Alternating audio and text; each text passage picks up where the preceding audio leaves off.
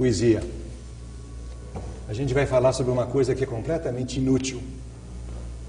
Coisa inútil muito estranha para nós ocidentais, que estamos sempre preocupados em transformar o mundo. Por isso que as pessoas preferem ver os jornais com as notícias, e raramente as pessoas iriam gastar o seu tempo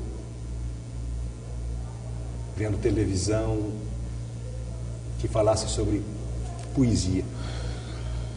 Mas hoje a gente vai falar sobre poesia. E a beleza da poesia é que a poesia não tem a ver com aquilo que está acontecendo no momento, mas tem a ver com aquilo que acontece sempre dentro da alma da gente. Quando a gente vê a poesia, a gente volta às origens da própria alma, às origens do próprio corpo. Na poesia a gente está lidando com a verdade da gente.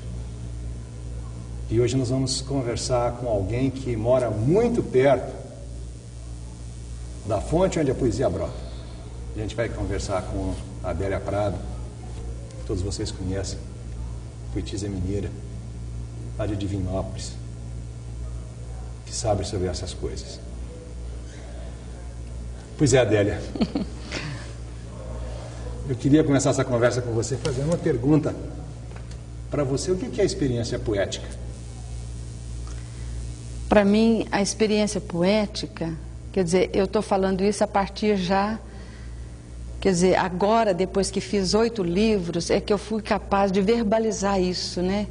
Coisa que desde a infância, desde a adolescência, hoje eu descubro que aquilo que eu estava experimentando e sentindo era de natureza poética. Eu só sabia assim, eu chamava aquilo de bondade. Isso é uma bondade, isso é uma coisa boa, mas eu não sabia precisar a natureza daquela experiência. Hoje eu sei que eu estava experimentando realmente o ser. A experiência de natureza poética é a experimentação do ser. E isso se confunde, é coisa que também eu liguei mais tarde, se confunde com a experiência de natureza religiosa. Então, o experimento da poesia é um experimento religioso, por causa de ser o experimento do ser. A poesia me revela o ser. É a coisa mais, vamos dizer, mais abrangente que eu sou capaz de falar sobre a poesia. É isso. Adélia, você fez esse comentário sobre a experiência da bondade. Há um texto seu em que você se refere talvez a uma das suas primeiras experiências poéticas, que foi um momento, eu acho que você estava meditando sobre a morte do seu pai, a ausência do seu pai. E depois você disse que você fez um verso e de repente você descobriu que o verso tinha o poder de ressuscitar a presença dele. O poder da palavra. Quando você fala da experiência da bondade, essa experiência da bondade está relacionada com a experiência da palavra, que no seu pensamento me parece estar ligada. No caso, exatamente. Primeiro, que tudo é palavra, né? Qualquer forma de expressão humana, o ser é palavra, aí no caso. Então, tudo é palavra. Quer dizer, eu estou falando, claro, a gente só pode falar do ponto de vista humano, né? Tudo é palavra. E essa palavra, no caso da poesia, ela tem o signo verbal, do som, da grafia, etc. e tal. Nessa situação particular que você está citando, quer dizer, eu descobri, fazendo um poema, eu não lembro exatamente sobre o poema, qual o poema, mas quando você tem, por exemplo, a memória de uma coisa que te faz falta, né? Uma saudade, vamos falar, uma saudade tão violenta que ela se confunde com uma fome, né? Uma fome absoluta. E você é capaz de resgatar aquilo na palavra, então você descansa, você fala, ai, graças a Deus, a pessoa morreu, ou o meu relógio que eu amava tanto se perdeu, mas ele está presente aqui, e de forma muito mais perene, porque a palavra, no caso, ela fica imortal, se ela é realmente uma palavra poética, então ela fica perene, fresca, imortal. Então você fala, que bom, aí eu não perdi nada, porque há o resgate, a palavra resgata. A palavra poética, claro. Mas aí tem outro elemento interessante, que é o seguinte... Mas está respondido? Eu não sei se está respondido não, Adélia. Aliás, a palavra que responde Eu acho que a palavra que responde é uma palavra que fecha. Vamos dizer que você, tá bom, você abre um leque. Certo. O que caracteriza a palavra poética é exatamente que ela abre um leque, né? Então você veja, essa recuperação do perdido, que é também essa é a razão, esta é a razão porque a gente nunca se cansa de ler um texto poético. A gente não repete o Teorema de Pitágoras. Quando você aprendeu o Teorema de Pitágoras, você aprendeu o Teorema de Pitágoras de uma vez por todas. Mas o texto poético é como um beijo, é como tomar um copo de vinho, você quer repetir sempre. Você quer de novo, de novo, de novo. Repetição. Mas agora você veja, é uma coisa curiosa, porque me parece que é uma experiência de bondade, de alegria, mas que ela vem sempre misturada com uma certa pitadinha de tristeza, né? Não, claro. Você diz lá, toda alegria é tristeza, é o que mais punge. Porque essa experiência de recuperação é a recuperação de uma coisa perdida. Então eu acho, isso que eu queria saber a sua opinião, a volta ao ser, é a descoberta de que nós somos essencialmente saudade. Descobrir a nossa beleza, descobrir a nossa felicidade, é descobrir essa nostalgia por uma coisa que se perdeu e viver na espera do reencontro. Não sei porque você está me perguntando, você já sabe tudo a respeito. Eu não sei coisa nenhuma, eu quero que você diga. Não, mas você já disse tudo, é isso mesmo. Porque você resgata, mas a sua fome, ela é absoluta. É aquilo de Santo Agostinho de novo. Você fala e você ama, você beija, mas você quer alguma coisa eterna, que te sacie, né? Mas te sacie de forma plena. Então o que você tem são amostras, a arte, no caso a poesia, qualquer forma de arte, você tem realmente algo do eterno, mas algo dele e não ele na sua plenitude. Você não se cansa, porque você não se sacia também. Então é uma fome, mas é uma fome que não pode ser saciada. Que a gente não quer que fique saciada. Que a gente não quer que fique para de novo comer aquilo de novo. E Deus deve ser uma coisa assim.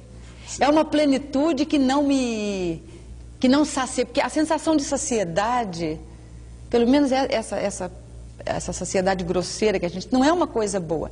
A gente quer sempre um tiquinho de fome. Para ir de novo provar daquilo que me traz... Que eu quero que me traga saciedade. Então fica assim, infinitamente assim. Então agora deixa eu fazer já que você falou isso aí, fazer uma conexão com um elemento que eu acho muito importante na sua poesia, que é o elemento erótico. A sua poesia é intensamente erótica, né? A revelia de mim é assim. Eu não sei se é a revelia... Quer dizer, eu não faço nenhuma objeção, mas não há também nenhuma intenção. Portanto, é a revelia. Eu acho que é a qualidade da própria experiência. Eu estou me adiantando à sua pergunta. Pode fazer primeiro. A questão da erótica, quer dizer, ligando a poesia... A erótica, vamos pensar na erótica no sentido mais restrito, que é a erótica sexual. Sim. Quer dizer, o desejo do amante não é ter uma experiência sexual que seja a satisfação completa e o final de todos os desejos sexuais, porque isso seria a castração. Nossa dizer, seria Senhora. a eliminação do desejo. Era uma tristeza. O que se deseja é uma experiência que seja sempre aperitivo de uma outra. Sabe? Que você tenha cada vez mais fome, cada vez... A felicidade não está com a barriga cheia e engordar. Está com fome. Está com fome. Bem-aventurados que têm fome. 40 anos, não quero a faca nem queijo, quero a fome. A fome. A fome é maravilhosa. A gente tem que jejuar. Eu estou falando no sentido estrito. A gente tem que ter a experiência do jejum mesmo. De passar fome física, de comer arroz, feijão. É importantíssimo isso. Então você diria que uma das funções... Se é que a gente pode falar isso, já ia falar uma besteira. Eu ia falar uma das funções da poesia, porque falar em função Você da fala poesia... isso, eu mato você. Pois é, mas se você falar em função de poesia, seria você reduzir a poesia a uma utilidade. A poesia ela não vale para nada. Não vale para nada. Mas uma das coisas que a poesia faz é exatamente restaurar a nossa fome permanente. Isso. Lembrar que existe uma fome. Lembrar que existe uma comida de outra natureza para a qual a minha alma foi criada. Mas agora você veja, esse negócio de comida para outra natureza, para uma outra natureza... De outra natureza. De outra natureza. Você veja que na tradição espiritual cristã, essa comida de outra natureza estava sempre associada com uma espécie de comida de outro mundo. Tanto que os críticos do pensamento cristão falam exatamente nesse elemento castrante de toda a nossa tradição cristã, né? Castrante do corpo. Mas para você essa comida de outro mundo não é comida de outro mundo. O seu outro mundo é esse mundo, não é não? Não, exatamente porque para mim a experiência, ou pelo menos o meu desejo é assim, que Deus se inscreve, Ele está inscrito primeiro em mim e depois na sua própria criação. Então é claro, quando eu falo que eu aspiro pelo reino de Deus, através da poesia me promete isso, eu aspiro pelo reino na sua completude. Mas o que eu sei é que ele já está aqui e que eu já posso viver o reino. Aquilo que a gente estava conversando ontem a respeito da falta de coragem de ser feliz, é exatamente uma incapacidade de já viver o reino aqui. Porque Deus é fora do tempo, mas Ele está inscrito no tempo. Então eu já posso começar a ser feliz. Adélia, essa é uma grande aventura, é uma das maiores dificuldades que a gente tem, mas eu acho que é uma das propostas fantásticas que a poesia permite Adélia, isso que realizar. Esse negócio que você está dizendo aí, eu diria meio erótico, desculpe, eu ia dizer herético, que também é erótico, é a mesma coisa. É meio herético do ponto de vista da ortodoxia. Eu me lembro quando eu era menino, eu estava ligado com a igreja, a coisa que eu mais tinha medo era do reino de Deus. Porque a ideia do reino de Deus, da volta triunfante de nosso Senhor Jesus Cristo, era o final dessa vida boa. Não é isso? Quer dizer, quando ele chegar vai ser uma chatura sem fim. Porque a vida é ótima, né? Porque a vida é ótima. O mundo é bonito à beça. Né? Pois é, sabe que eu acho que isso é que é o elemento lindo na sua poesia, que quando você está falando de eternidade, você está falando nessa transcendência, você está falando do absolutamente cotidiano, que isso é uma das percepções que o poeta tem. Blake falava que a percepção poética tem a ver com ser capaz de ver a eternidade num grão de areia. Você vê um sol dentro de um ovo. É claro, é aquilo que não sei quem falou. Admirar-se do que é natural é o dom dos poetas e o dom dos filósofos. Né? Quer dizer, o filósofo é aquele que se admira daquilo que é absolutamente normal. E eu acho que para o poeta também. Quer dizer, admirar-se daquilo que é fantástico, qualquer bobo se admira. Sim. Agora, daquilo que é absolutamente corriqueiro, eu acho que é isso que cria a grande pergunta. Aquilo que é absolutamente corriqueiro. E eu tenho um desejo imenso do corriqueiro. O dia melhor é segunda-feira, sabe? A comida melhor é arroz com feijão. Aquilo que é corriqueiro é a criação. A corriqueira criação, do jeito que ela saiu da mão de Deus. Ela é absolutamente fantástica e atordoante. Então eu não preciso criar coisas assim de impacto. Claro. O impacto é uma coisa bem brega, você já reparou? Causar impacto é uma coisa brega, muito jeca mesmo. Aliás, o impacto da sua poesia... Ai, meu Deus, que brega. Que brega, mas escuta, não é o impacto exatamente do corriqueiro, que de repente você descobre que uma formiga andando na mesa, de repente você vê a formiga, que você nunca tinha visto a formiga, você fica impactado e assombrado. Mas é assombroso. É assombroso que esteja ali. Se uma formiga passar aqui, é assombroso. Nossa Senhora. Você com esse óculos pendurado aí, é uma coisa assombrosa. Por causa dos óculos? Não, por causa de tudo. A sua própria existência é assombrosa. Ô, Adélia... Então o que é natural é assombroso. É assombroso. É porque não é natural. O natural é absolutamente sobrenatural. Ah, tá. Então você diria... Você lembra do Nelson Rodrigues, que fazia crônica de futebol e toda vez que uma coisa dava errado no campo, ele falava: o sobrenatural de Almeida interferiu na partida. Aquilo era ele tinha sacado alguma coisa. O sobrenatural de Almeida quer dizer, há algo na realidade que a transpõe, mas na realidade corriqueira. Não estou falando em boi voar, bezerro de duas cabeças, essas coisas que todo mundo vai ver no museu, que é uma bobagem. É interessante, né? Se aparecer um bezerro, eu vou lá fora ver também, claro. Mas o bezerro de uma cabeça só, ele é assombroso. Ele é fantástico. O Adélia, Né? estou sentindo que você está dizendo que... Eu vou repetir essas mesmas coisas logo, viu? Você não vai aguentar. Por que você vai É repetir? porque eu só sei falar isso, uai.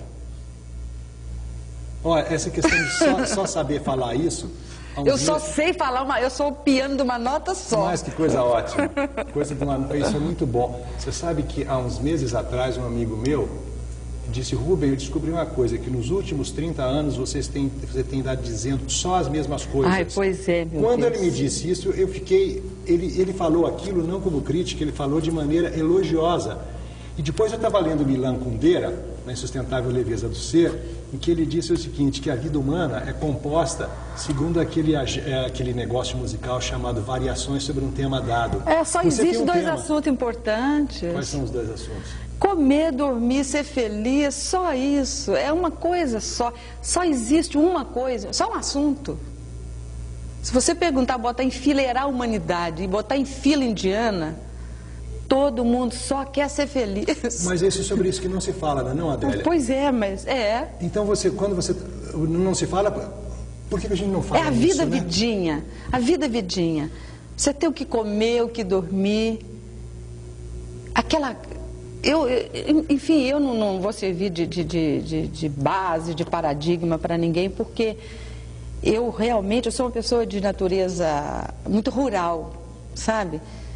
Então, o meu projeto de vida, o meu projeto de paraíso para mim vai ter que ter pasto, vaca, boi, capim gordura, esse tipo de coisa assim, quer dizer, é bastante modesto, mas mas eu acho que Deus dá o céu para cada um conforme o seu desejo.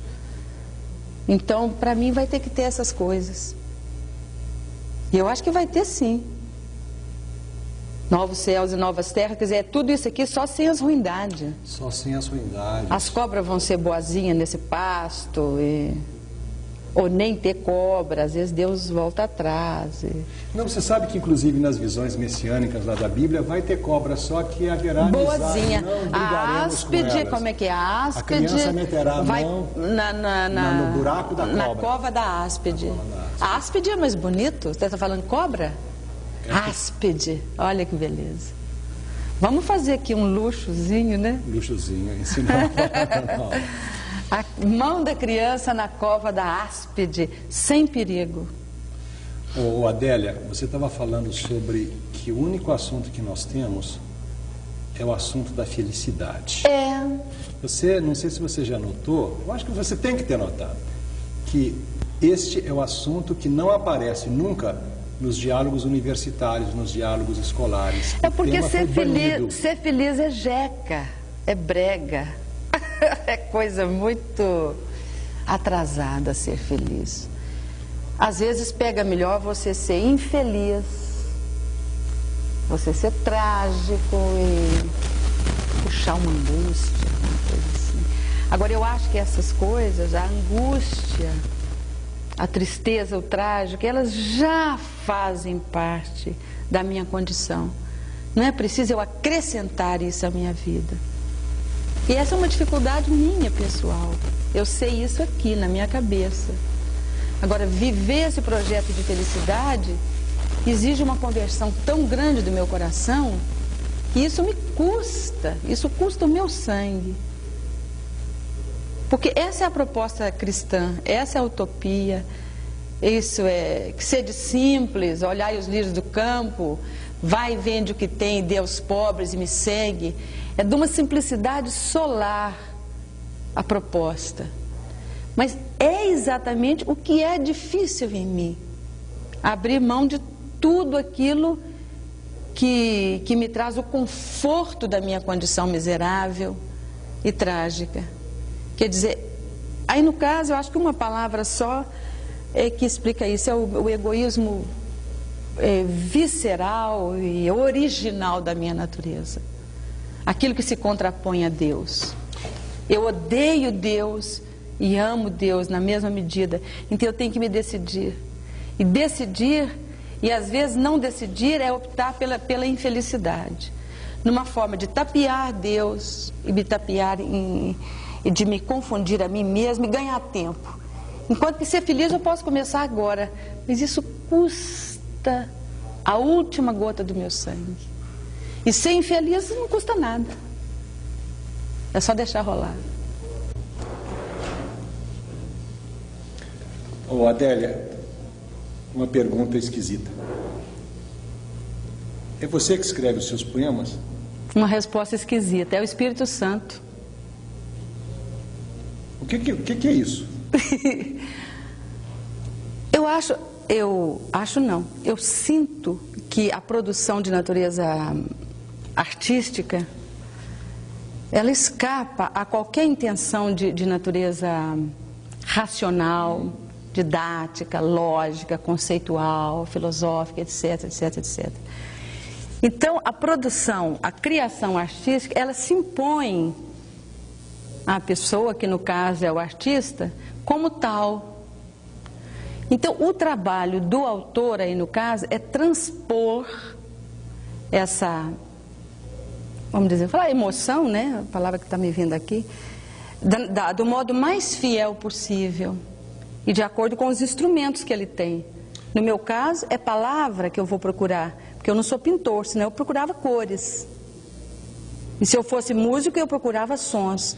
Mas no caso, eu preciso de palavras. Você usa num poema seu uma figura que me comoveu muito, porque nessa figura eu me liguei a uma experiência de menino, quando estava em Minas, uma experiência que pouca gente tem. A experiência de ver a água brotando no fundo da mina. Sim. E brincando com o punhadinho de areia. Quem já viu mina, quem já visitou uma mina, a água brota da mina sempre assim, naqueles buracos cheios de argila em volta. E no fundo sempre tem uma areia fininha e branquinha. E a água vem assim. É tão maravilhoso, você vendo, você não sabe de onde que a água vem. Mina, você fala, lá mina. Não é na torneira, não é no rio. Estou arrepiado. Pode arrepiar, é arrepiante mesmo. Aí você olha, a água está brotando. E levanta aqueles morrinhos de areia. É divino isso. Quer dizer, alguma coisa que se faz a revelia de mim. Né? Uma coisa nela mesma. Depois você fala, é lençol d'água, é não sei o quê. Mas a experiência de ver uma mina... Quando uma pessoa fala assim, eu tenho uma mina no meu quintal, é como se falasse assim, eu tenho um tesouro escondido no meu quintal. A mina, água, né? E a poesia, ou a produção, a criação de um objeto artístico aí no caso, quer dizer, ela se apresenta a você e com uma natureza própria, de tal forma que você não pode bulir nela, não. Por isso que você não pode projetar um poema, é impossível. Quem é você? Né? Você não é fonte do poema. Você é o meio pelo qual ele acontece socialmente, no espaço, vamos dizer, pelo qual ele acontece no tempo. É um livro, olha lá o quadro do Van Gogh e tal. Você é o meio através do qual o ser se expressa no tempo. E é uma coisa tão fantástica que se eu destruir um verso disso aqui, eu destruo o poema. Aqui que fica, a minha humanidade fica salva também. Eu escolhi essa palavrinha aqui, mas Deus respeita até o final isso aqui. Porque no caso ele se confunde comigo, é Ele que quer essa palavra, não é eu não. Esta é a razão da grande diferença entre a poesia e a prosa. Na prosa você pode substituir palavras por sinônimos. Sim, mas na prosa não artística. Não artística. Não artística. Porque no romance, se você pega um conto da Clarice, ou um texto de Guimarães Rosa, aquela palavra é rigorosamente necessária, tal qual no poema. Então você veja uma coisa tal qual. Adélia, quando as pessoas dizem... Por que eu estou assim? Olha que exibição. Está revelando as coisas. Aqui, ó. O que é isso? Com licença poética. Pois é. Nós temos licença poética, nós humanos, de falar sobre o ser. É demais, não é não? É demais. É muita responsa. Mas, Adélia, agora é interessante, porque isso que você acabou de dizer se contrasta muito com uma ideia curiosa que circula quando se diz poesia e emoção. As pessoas pensam que emoção é permissão. Ah, aí que tá. Nem toda emoção gera a poesia. Agora, todo poema verdadeiro, ele tem que ser fruto disso aí. O contrário não é verdade, não. Aquela história da esquizofrenia, da neurose dos artistas. Todo artista é neurótico. Tá bem, concordo. Mas todo neurótico é artista? Não. Né? Se não, tava bom, ué. Pois, Adélia, isso que você está dizendo... Tava barato demais. Nós estava sendo neurótico. Assim, ah, é, uai. Né? Eu ia ser uma artista, ó, que ninguém me passava se fosse assim. Rainha das atrizes aí. Pois, Adélia, isso que você estava dizendo sobre esse, vamos dizer, o poema, o Cummings diz isso, poema não é fazer, é ser. É alguma coisa que simplesmente acontece. Isso, e aí então, isso aí nos conduz a uma temática que eu acho muito cara para você, que é a temática do autoconhecimento. Quer dizer, quem sou eu? Quando você descobre que a voz poética não é a voz sua, mas é uma voz que habita em você, é como se você fosse o lugar de um grande mistério que você mesmo... Que me ultrapassa. Que ultrapassa. E daí vem essa coisa curiosa que existe no poema. O poema, eu diria, abre um espaço de silêncio. Sabe, feita a Catedral Gótica. O que é a Catedral Gótica? A Catedral Gótica não é o conjunto de paredes e vitrais, mas é o espaço vazio que é aberto, porque é nesse espaço vazio que alguma coisa vai acontecer. A palavra foi inventada para ser calada. Para ser calada. Criar um espaço de silêncio. Para quê? Para você ouvir uma outra voz. A voz que interessa. A voz que diz a verdade. A voz propriamente dita. O verbo. Para você escutar o verbo. Você conhece um poeminha? Você conhece um poeminha? Você conhece um verso do Eliot em que ele fala sobre que nós temos conhecimento das palavras e esquecimento da palavra.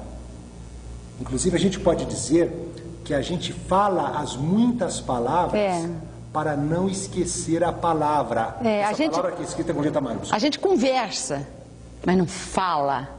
Quem fala é o verbo. Eu acho das coisas mais felizes é Deus ser chamado, o Filho de Deus ser chamado de verbo divino. Isso é a coisa mais fantástica que o homem já projetou. Alguém chamou o Filho de Deus de o verbo divino. Olha que coisa. São João. Sim. No princípio era o verbo. E o verbo era Deus, e o verbo estava em Deus, e sem ele nada se fez do que está feito. Quer dizer, o verbo criador. Então, o nosso verbozinho, o nosso verbículo, ele é a tentativa de expressar o verbo, quer dizer, a palavra por excelência. E a palavra por excelência, ela é sentido, ela é tão real que ela tomou um corpo, que é o corpo de Cristo. O corpo de Cristo é a palavra mais alta que pode ser dita. O corpo mesmo, sangue, ossos, alma, uma psique. Imagina, Deus como uma psique. É demais, não é não? Você sabe que o cristianismo foi uma grande heresia entre as religiões circundantes, exatamente por causa desta absurda identificação do divino com absolutamente... Você olha um homem e fala, esse homem é Deus, isso é a loucura. Mas é só por isso que eu estou salva. Porque se eu não pudesse falar que Deus tem um corpo, como é que eu ia ser salva? Eu sou salva exatamente porque eu me identifico, quer dizer, Deus é tão bom, tão amoroso, se arrependeu tanto do mundo que fez, que se encarnou. Ele se encarnou e falou, eu te entendo, olha aqui minha carne, ó, pregada na cruz. Eu tenho uma teoria, minha teoria é um pouquinho diferente. É o seguinte, é que Deus fez o mundo, o céu e a terra, botou o homem no jardim. Aí Deus começou a ter uma inveja do homem, disse, mas que coisa boa, olha que coisa boa que eu fiz para ele. Então ele resolveu juntar-se àquela vida da gente, porque ele descobriu que a coisa boa mesmo é ser gente morando num jardim mesmo ao preço de morrer. É melhor ser gente. Não existe absolutamente coisa mais divina e mais maravilhosa. Pois é, porque Deus tinha que experimentar, na sua plenitude, na sua onipotência, Ele tinha que experimentar o limite. Então, o que é coisa mais limitada do que um homem? Eu sou muito mais limitada do que essa planta aqui, ó. Se Deus não tivesse limite, se Deus não tivesse limite, veja você, se Deus Ele não era Deus. Ele não podia ter palavra, porque nós não acabamos de dizer no início Pois é. que a palavra acontece no buraco. Pois é. Então, ele só é palavra porque ela é limite. Deus Pois é é. poema. Ele tinha que me fazer para experimentar como é que é não ser Ele. Não ser pleno. Então ele tinha que fazer o limite. Então o limite que é sou eu. Então ele vem e se encarna. Olha a palavra. Essa palavra é maravilhosa. Encarnação. É das palavras mais fortes que tem. Deus encarnado. Chega a doer. Então isso me salva. Isso realmente, Jesus Cristo é o Salvador. Ele é o Salvador. Ele sabe o que é ser gente. O que é ter medo, o que é ter saudade, o que é ser essa carência absoluta. Ele cria o vazio para depois vir encher o vazio. Ele vem e enche o vazio. Odélia, agora mesmo nós falamos sobre a questão da palavra. Há uma palavra que evidentemente não é poética. É uma palavra que você fala e ela é solta. Ela é a palavra que, ao invés de me retornar à minha verdade, ela me leva para longe da verdade. A palavra do tentador, a palavra que me engana, a palavra que me desvia, né? A tentação vinha pela palavra, pelo engano, né? Pelo engano. Bom, e há uma palavra que me chama para me reconduzir à minha verdade, que segundo o que você disse, que eu acho que está certa, é a intuição dos evangelhos e dos poetas, que a minha verdade é a palavra, é uma palavra inscrita dentro de mim. O que distingue essa palavra? Por que é uma... Você falou do mistério da encarnação. Como é que a palavra se encarna? Não é essa que é a palavra poética? A palavra poética não é essa que faz contato com a carne? A Emily Dickinson dizia que ela só reconhecia a poesia quando ela ouvia uma palavra, ela tinha um tremelique. Um tremelique. Tem que ter um tremelique. É porque a nossa experiência, eu vou falar bobagem, assim, acho que não alcancei bem a altitude que você colocou aí, mas a experiência nossa, ela é corporal. Tudo em mim passa pelo corpo, né? Passo até a consciência espacializante, né? Eu acho que não passa, porque não dá para distinguir o homem pensante, então, eu sou isso aqui. Sim, claro. Eu sou isso aqui, né? Toda matéria é espírito. Isso. E a Clarice tem uma coisa fantástica, ela fala assim: e foi tão corpo que foi puro espírito. Tá vendo que coisa louca? Agora não sei mais por que nós estamos falando isso. A sua pergunta eu perdi. Não. Sabe, Adélia, eu estava querendo provocar você para entrar por um caminho que eu acho essencial na poesia e na sua poesia. É que quando você fala a palavra poética, você observa que um milagre vai acontecendo, e ele vai acontecendo na carne, é a palavra que se encarna. Você começou a falar de encarnação. Sei. Então, eu estava sugerindo, provocando você para comentar sobre essa relação. Você falou, a poesia me salva. Poesia me salva. Salva de quê? Você está perdida? Você perdeu o seu próprio corpo? Você se esqueceu? A palavra poética, o que ela está fazendo? Não é ressuscitar o meu corpo, exatamente, ressuscitar meu nariz, minha capacidade. Ela devolve a minha humanidade. Ela me devolve a minha humanidade na sua situação de felicidade, de aceitação. Falei bobagem, espera aí. Não é isso que eu quero falar, não.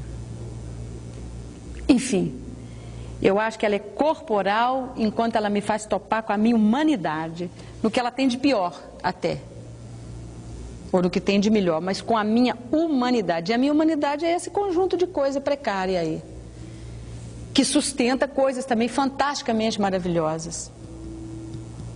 que é você, nessa precariedade, nesse limite, falar do absoluto.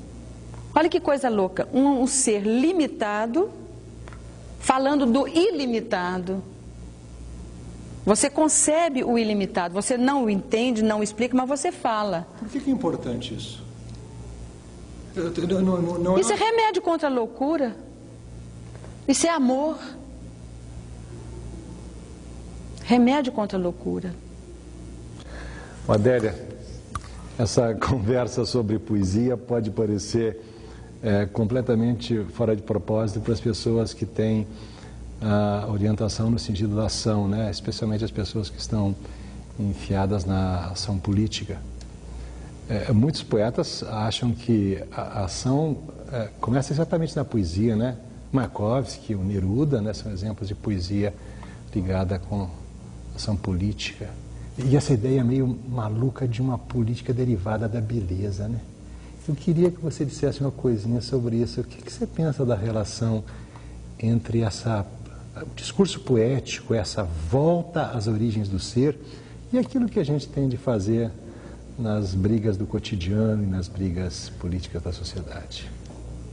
Eu acredito que a poesia, um poema é, nele mesmo, uma expressão política, no sentido de que ele, sendo a revelação do real, ele já nasce engajado.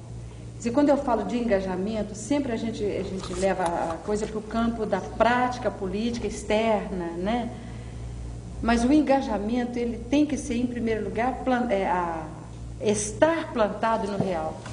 Então não tem nada que me deixa mais plantada no real do que a própria poesia, que ela é a própria revelação do real. A palavra poética me desvenda a realidade, sim, né? Tá.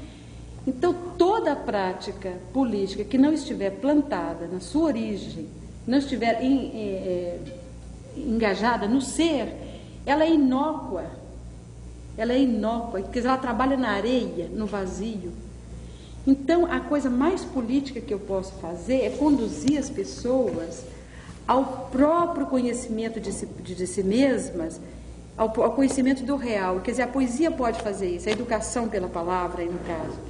Quer dizer, não é instrumentalizá-la, quer dizer, agora eu vou dar uma aula de política através da poesia, não se trata disso.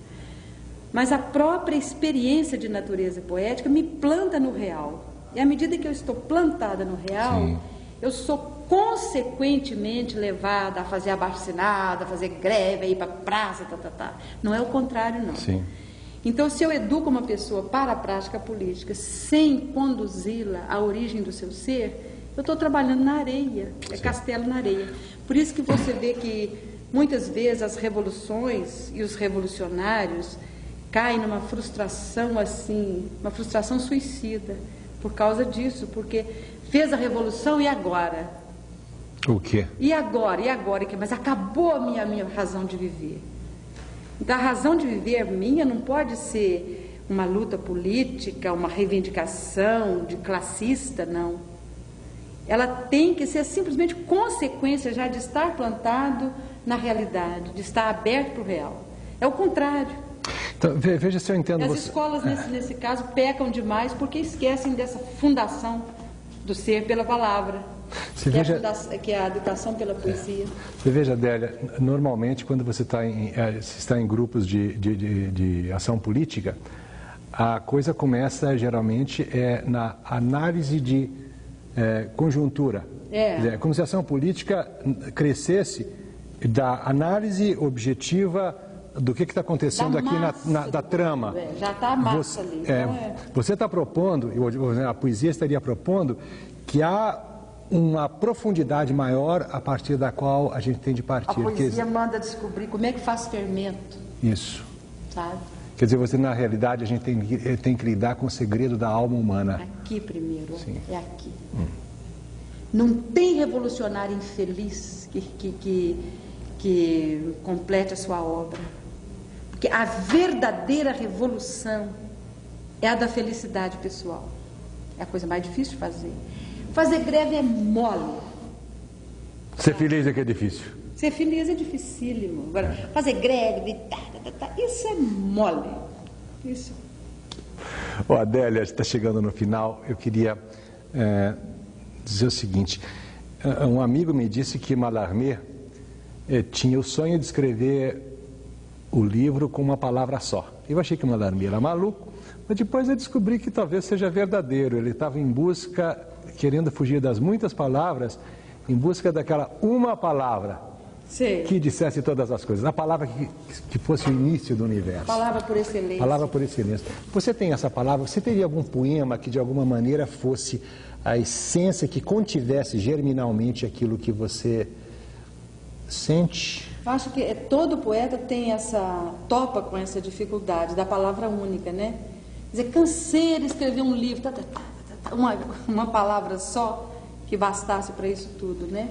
Eu tenho um poema, até por causa disso, eu tinha separado ele aqui por causa daquela conversa de ontem, né? Que se chama Antes do Nome, que acredito que seja fruto da mesma inquietação de Mallarmé, está em boa companhia. O poema se chama Antes do Nome. Não me importa a palavra, essa corriqueira.